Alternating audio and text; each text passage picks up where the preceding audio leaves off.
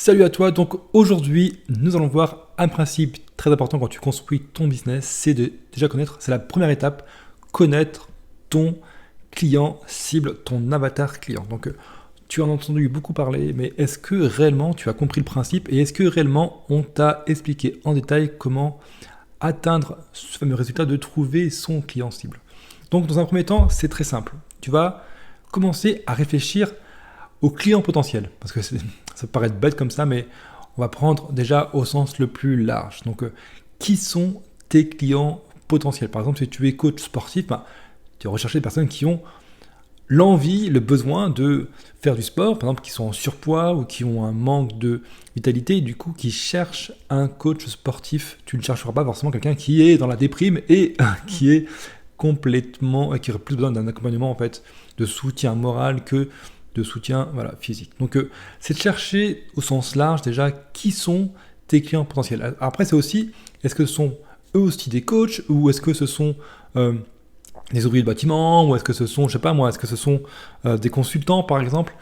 Qui sont réellement tes clients potentiels? Quand tu as fait cette liste, donc la plus large possible, tu vas réduire à ton client de cœur, celui que tu veux réellement aider. Le plus simple, c'est de te dire, dans ces clients qui réellement j'ai moi envie d'aider sincèrement, profondément, qui j'ai vraiment envie de côtoyer au quotidien, qui j'ai envie de accompagner, tenir la main, aider dans son business ou aider dans sa vie tout court, qui j'ai vraiment à cœur vraiment d'aider. On va aussi chercher des clients qui nous ressemblent, qui ont la même mentalité que nous pour avoir cet échange vraiment constructif. On va réduire au maximum le champ de recherche, mais pas seulement sur ce que les personnes ont besoin, mais sur ce qu'elles sont, elles, au fond d'elles, ce qu'elles sont, elles, personnellement. C'est aussi très important parce que si on fait ce métier, c'est pas pour travailler avec tout le monde et on n'a pas forcément envie de travailler avec des gens que on considérait comme pas sympas ou voilà.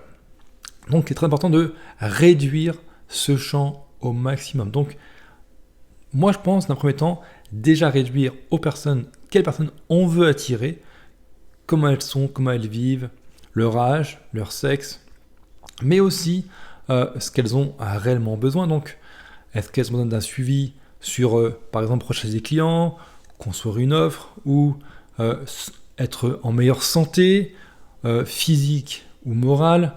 Et après, on peut aussi préciser, est-ce qu'elles ont besoin de perdre du poids ou de prendre du muscle? Est-ce qu'elles ont besoin d'un soutien parce qu'elles ont été traumatisées par un accident de voiture, par exemple, ou par une personne toxique? Tout ça, ce sera vraiment à définir au plus précis possible. Une fois qu'on a ça, on va pouvoir commencer à travailler réellement encore plus en détail sur son avatar client. Avant, c'était des cibles potentielles. Ensuite, c'était des cibles de cœur. Troisième étape, l'avatar client, le fameux avatar client. Donc, qu'est-ce que c'est? C'est de prendre une personne que soit l'on connaît, soit que l'on imagine parfaitement et aller au plus grand détail possible. Donc, c'est par exemple trouver une photo, alors soit sur le web, soit d'une ancienne cliente, un ancien client.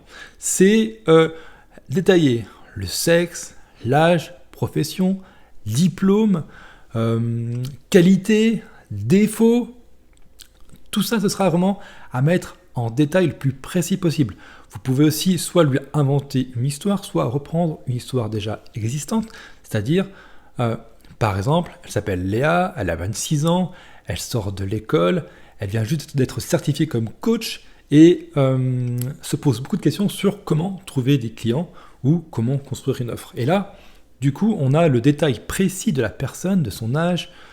On peut aussi mettre, si on le connaît, son vécu, ses douleurs, ses qualités. Tout ça peut nous aider à trouver le client idéal, l'avatar client, ce fameux client parfait.